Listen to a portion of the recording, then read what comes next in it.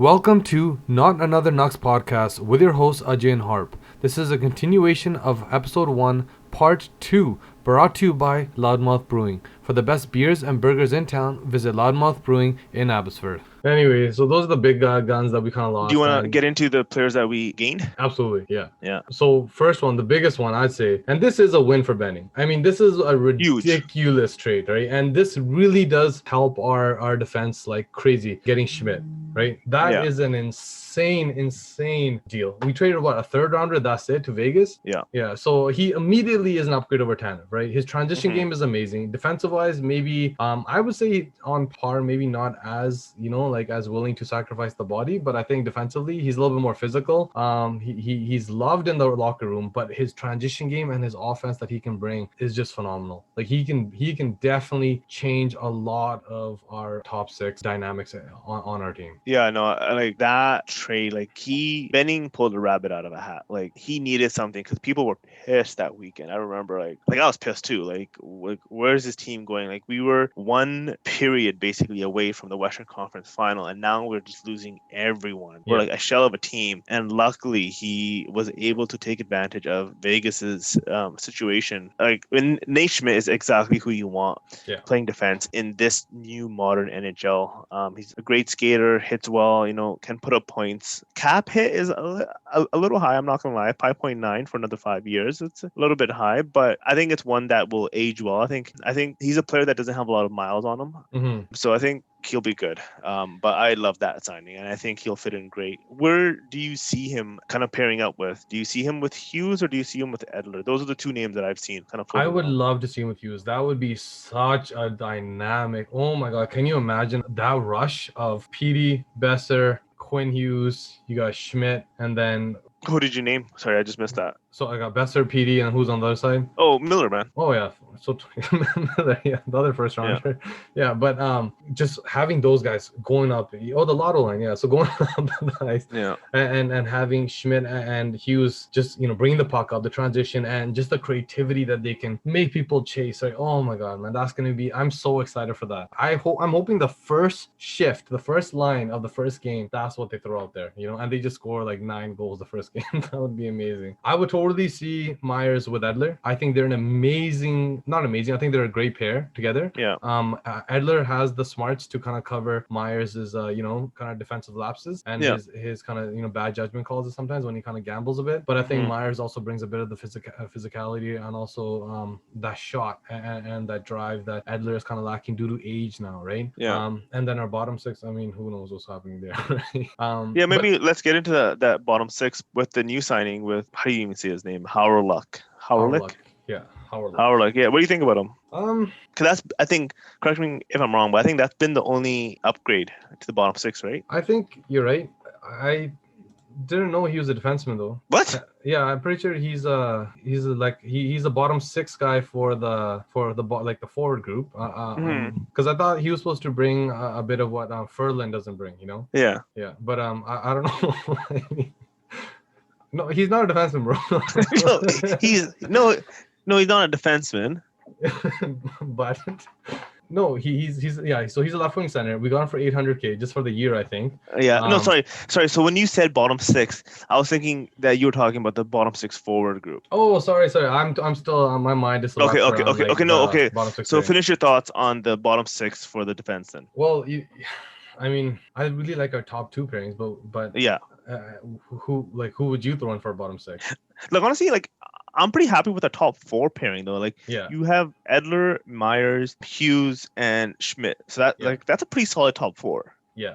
Right. So I'm happy with the top 4, and then so your bottom 2 pairings. So that's kind of where you have Jody Ben and Ulevy maybe. That's not bad depending on how Ulevy plays. Yeah, I mean.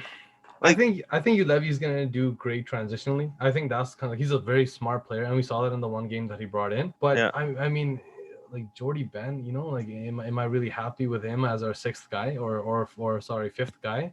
Like are we just gonna have two brand new people, right? I mean, there's Jack Rathbone that people are talking about, right? There's so many other young guys in that from the A that we still gotta Brogan Rafferty, Jalen Chatfield, yeah.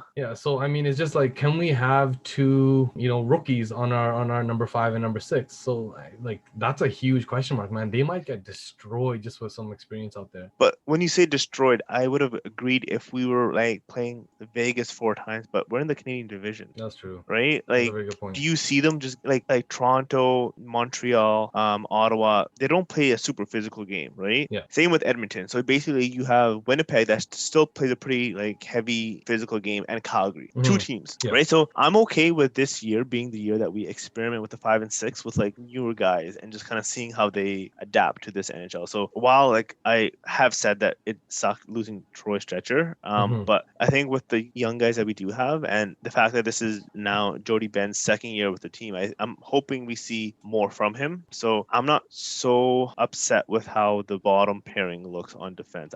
Honestly, this might surprise people, but I think our defense is better this year than last year. You know what? I had this poll question on Twitter, and I asked a question. I'm like, would you rather have Schmidt and Ulevi or another rookie rather than Tanev and Stetcher? And I think 80% said Schmidt is enough of an upgrade to pick those two over Tanev and Stetcher. And you know what? I agree. Schmidt really does change the game of our top 4. Our top 4 is quite dynamic now. Our number 5 and 6, you know what? Like I'm not as optimistic as you. Jody Ben's making $2 million. I don't think he deserved that last year, but it is what it is. I mean, we got kids like Jack Rathbone. If he makes it up, holy, right? Like this guy's supposed to be insane. But like I said, he's a college kid. Apparently the college students are doing quite well. Look at Quinn Hughes. But I mean, Ulevi is the only kid that I'm kind of saying I really feel is going to be a number 6 guy for sure, just because I think Benning is kind of forced to bring him up too. I think he wants he needs to come up though, like at some point. Yeah. And he made a really good point recently as he had a press conference. He said that the AHL doesn't really do a really good job of handling finesse skilled, high skilled players.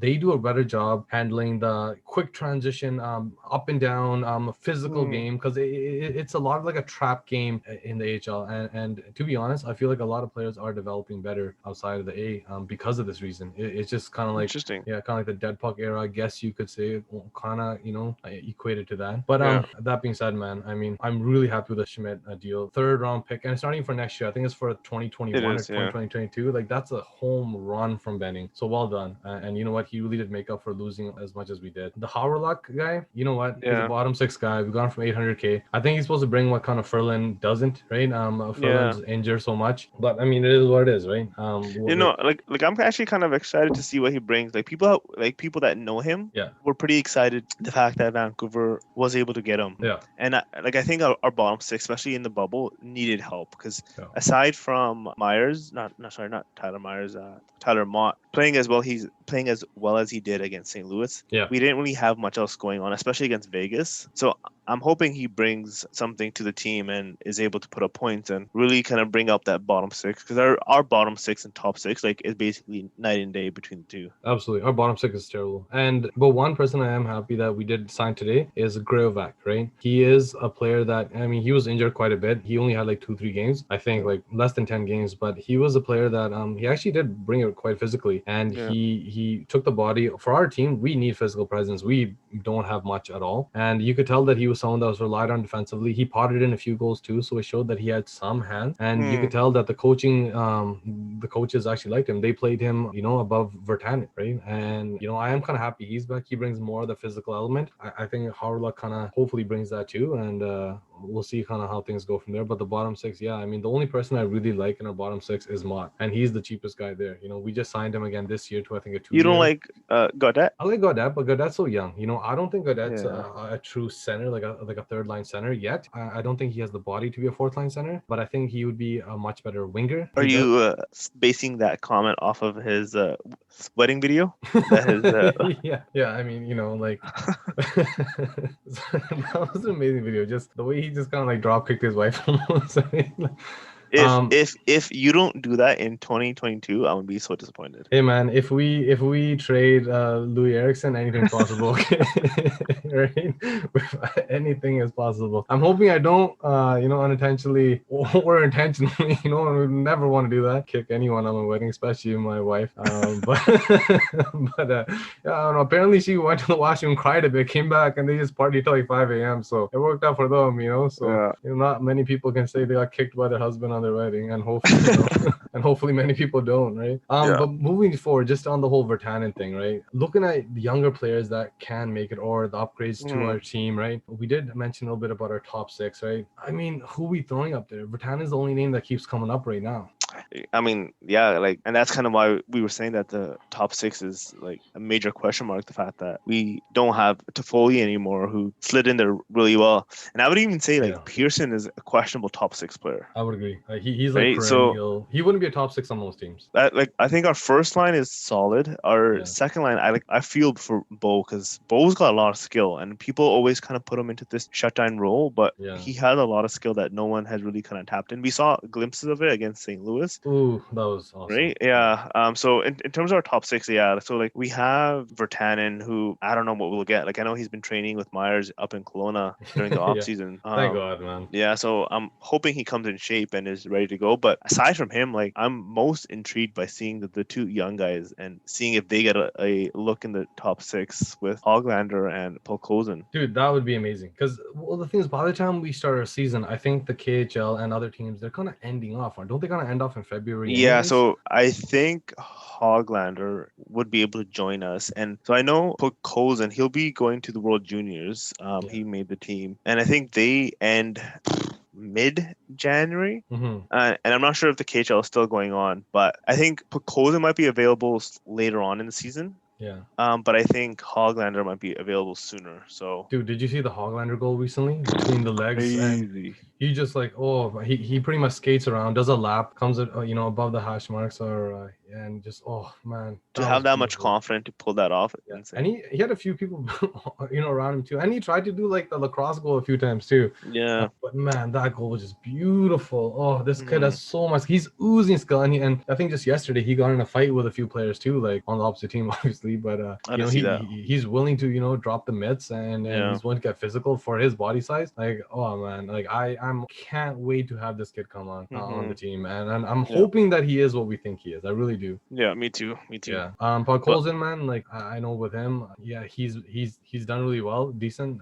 He's more of a playmaker apparently, it seems, than a goal scorer, according to a lot of people. But he's not getting a lot of time in the KHL. On the time he does get, he does play very well. But but that's just like that's just how they are over there. Like anytime they know that a prospect is going to North America, they just don't give him time. It's a stupid system. Like, if I was Jim Benning, like, I would want him out of that system as soon as possible, because it's not good for his development. I agree. And to be honest, like I think Ray Ferraro on TSN 1040 brought it up as well. He said that in the KHL it's completely different. Like, the veterans expect you to play a certain way and don't expect you to be too hard on them. And then when you have a young player like Podkolzin that's actually in their face, working his butt off and doing what he does on the back check, it annoys a lot of the players. And the veterans have a lot of power in that league. Do. And it's a very political league. So and so if they say no, like, he needs to stop playing and we don't want him playing that much because he's annoying us, he's making us work harder and all that. So I mean, like, that's going to Ray Ferraro. I don't know if he's right, but that's pretty messed up. Yeah.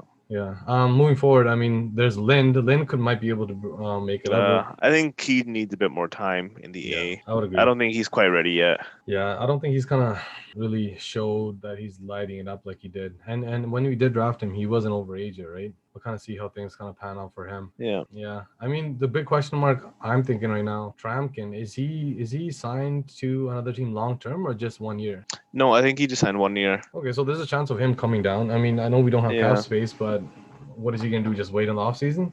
It'd be kind of cool to bring him back.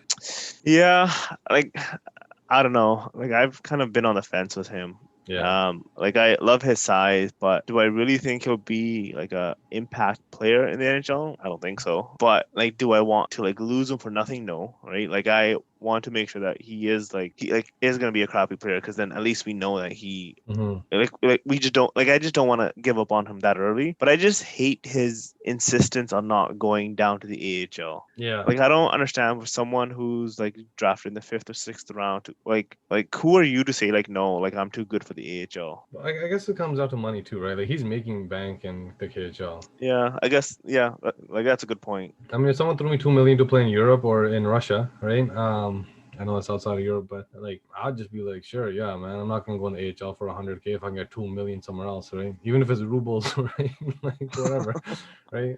Outside of Hollander and Pod, man, like the person that I'm most excited about is Ulevi. There's so many question marks around our top 6 right now, especially bottom 6. It is what it is. The only player left that I'm kind of have question marks around that could possibly impact our top 6, Sven Berchi, man. Like nobody knows what's happening with this guy. He seems like he has terrible relationships with the everyone, right? And I don't know, man. Apparently, like he sponsors some like Swiss chocolate company, and they dropped him too. So I don't really know what's going on with this guy. I think if he brought it up, he could do some damage. I'm excited about Zach McEwen. I think he has a lot of potential. Wait, hold on. Sorry. I can't let you say that comment without me questioning it. Did you just say that if they brought up Sven Berchi that he'd be able to do some damage? I mean, I don't know if he will be able to do some damage, right? I think he might be able to. Okay. Like, I think he's done in Vancouver. Like, there's just no repairing that relationship. I don't know why it's gotten to this point, but clearly it's bad. Like, he didn't want to come and play for us during the bubble. And maybe that was because of his family and stuff like that. But I honestly just don't see him suiting up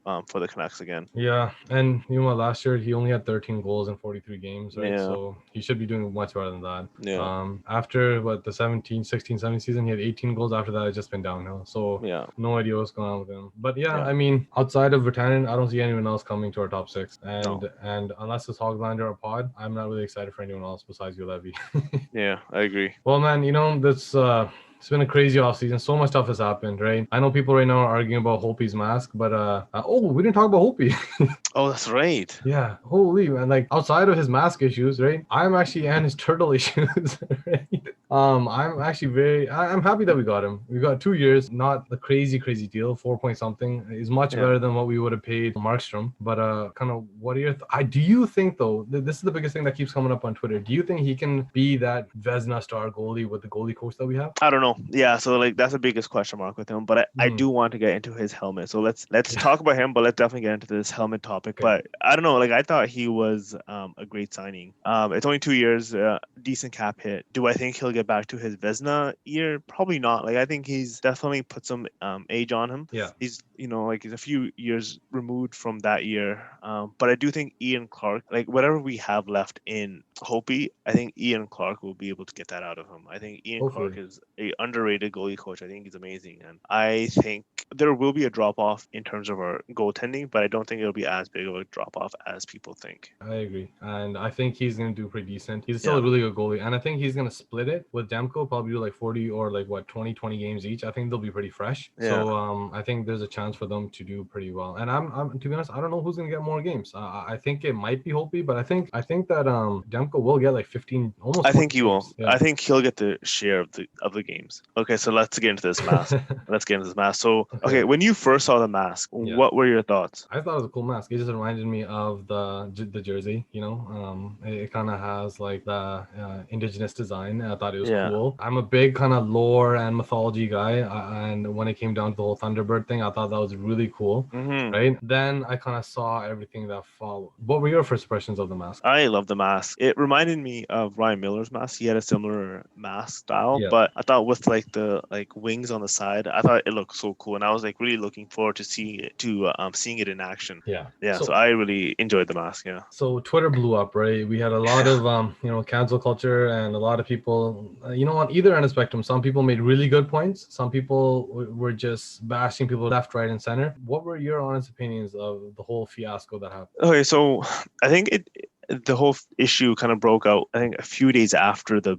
images came out, and I was first surprised. Yeah. Right, where like people were saying like, oh, the artist took it down, and then I started hearing rumors that like he was he was going to apologize for the mask, and I'm just like, what the hell is going on? Like, over what? Yeah. Right. And so initially, when I started to kind of dig around into terms of like what was going on, some of the points that people were bringing up was the fact that like the design was like a copy of this art that like two artists had done. Like, so like the top of the mask, like that Thunderbird, it was like a direct copy of like Thunderbird that was done on a totem pole, and it was like done by like a famous indigenous artist. And then the bottom of the mask was like a whale or something like that, and that again was a copy of another artist's work.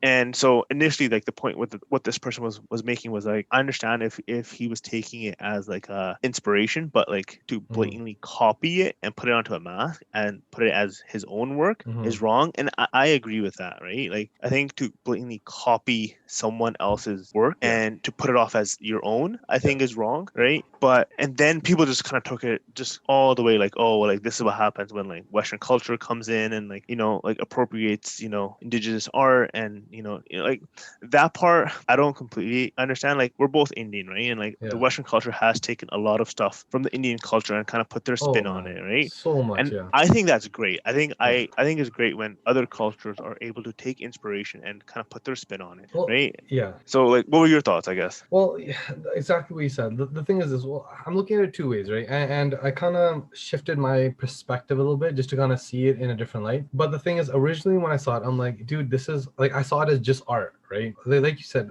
we come from a culture where art has been shared and distributed in all of its forms, right, across the world for the past 5 millennia, right? Like, it's very old history, especially artistic history, when it comes to Indian culture and stuff like that, right? But the thing is this, so like when someone takes inspiration from a certain culture and they put their touch onto it, it really does allow a lot of other people to look at it in a relatable light, right? If we only looked at certain culture and certain artistic vision in only the perspective that it's originally from, it only relates to a certain demographic, and it's hard for other people to really kind of connect that bridge. But when they can see it and when they can connect to it, and that's kind of the thing about art. Like, art is kind of meant to bring people together, right? And I really didn't get it. I thought, like, man, like, this is going way too far. Like this is literally cancel culture at its peak. This is going way too far. Someone should not have to apologize for showing it was a beautiful design. It told a great story, the mythology of everything, and I felt like, man, it just, I think I originally thought it was really dumb. But then I talked to quite a few people on Twitter, and I talked to a lot of people that were like First Nations and Indigenous, and they reached out to me and they talked to me, and it was a great conversation, quite civil. Some people were attacking, but they said, hey man, like, this is actually what it's about. And I know we're looking at it as art, but for some of these individuals, it was more kind of like a religious, spiritual perspective. So I mean, like, if I looked at it as someone like taking Indian dresses and Indian dance culture and Indian food and Indian art, and then putting their own twist on it and selling it, like, that's been happening for hundreds of years, thousands of years, right? Like, that's not nothing we change. That's art. That's the world we live in. But the thing is this, like, say I saw someone making money off of some sort of religious values that we might have, right? Then I could see, like, what, man, like, this thing, like, if I saw someone like someone had like drew a turban on the mask or something, right? And I know that can offend a lot of people, right? Because that's quite symbolic in so many different ways for other people. But the thing is, originally, if I looked at it just as art, then I was like, I don't get this is dumb, right? This is completely stupid. But if I look at it in the lens of, this is actually like a religious point of view, then I could kind of understand it. But I think, like I said, man, this got blown way out of proportion. Not everyone, and there was quite a lot of people that did support it, and they said, this is a beautiful mask, and they were Indigenous and First Nations, right? So that's just kind of how I see lens, and like I said, I don't offend anyone. At the end of the day, it's a mask. I thought it was stupid. I was actually very heated yesterday when it happened, but I mean, it is what it is. Like, I think it just sucks. I mean, Hopi's apology was great. Like, he was very sincere, and like, that part was great, but it just sucks the fact that, like, this was his first experience with the Canucks kind of fan base and whatnot, and he's kind of already had to apologize. His wife deleted Twitter. Like, that's crazy, man. And she was like really active on Twitter too, so that part really sucked. And you know, I still think that it went too far. You know, like it went way too far. And I think that more than anything, it connected more people to the roots of the mask. You know, and the art. But I mean, a lot of people were upset that he didn't get a design from, you know, certain people. And now it just kind of brings up the whole thing, like, do you have to be a certain culture and artist to appreciate and be inspired by certain art, or are you just forever not allowed to, but do you think there was any issue with the artist like just taking that same design? So, well, that's the big thing, right? Like if it's blatant copying, right? Yeah. That's wrong. That's absolutely wrong, right? Yeah. And the fact that he did copy, because when I saw the pictures of the totem pole and the mask, it was the exact same, right? If he put his own artistic touch in it and kind of did something more, right? Maybe he just saw the totem pole and without realizing, he's like, oh yeah, I want to emulate that, right? And just kind of make it as authentic as possible in his own way. Cool, whatever. But at the same time, like, he's gonna understand, as an artist, he is stealing. Yeah, so like that's the only issue that I had, right? Because like when Ryan Miller had a similar mask, that was a unique design. Like that wasn't one that you could find off of a totem pole or anything like that. Like I think if the artist had like asked permission before using that same design, because it was a blatant copy, right? And if he gotten permission, I think people would have been okay with. Yeah. Right. Like I think a lot of the frustration was because of that, just the fact that like it was a blatant copy and there was no communication with the artist and the guy that painted the mask, if you know it was okay and stuff like that. So like I think that part they could have corrected, but it does suck the fact that we're not going to see this mask on ice anymore. No, I agree. Because like I think it was like I know that people were saying like, oh, we'll just get like an indigenous artist to paint it, but painting on masks I think is a lot harder. It's a unique skill that like not everyone can do. So I don't know how many indigenous goalie helmet painters there are. It's unfortunate that the situation came down to that. Yeah, man. And you know, Hopi has not had an easy transition coming to Canada. Like he wasn't even allowed on the border because there's turtles, you know. So hopefully the next 2 years are much easier on him and people get off his back, because I don't know, apparently, you know, we've done a lot to, you know, we've been calling out a lot of our own players over little things. This just this one off season, right? So I think it's a great thing that the season's starting in a few weeks and we can just talk about hockey. Yeah, and people can kind of get over their own shit and stop making it about themselves. You know, so, exactly. Yeah, and awesome, man. So first episode of season 2 in the books. Hopefully, you know, we'll be back next week with episode 2 and see how things pan out from there. And thanks, man. And hopefully we get a bit more clarity in terms of when exactly the season's starting. Yeah, man. And hopefully Erickson gets traded.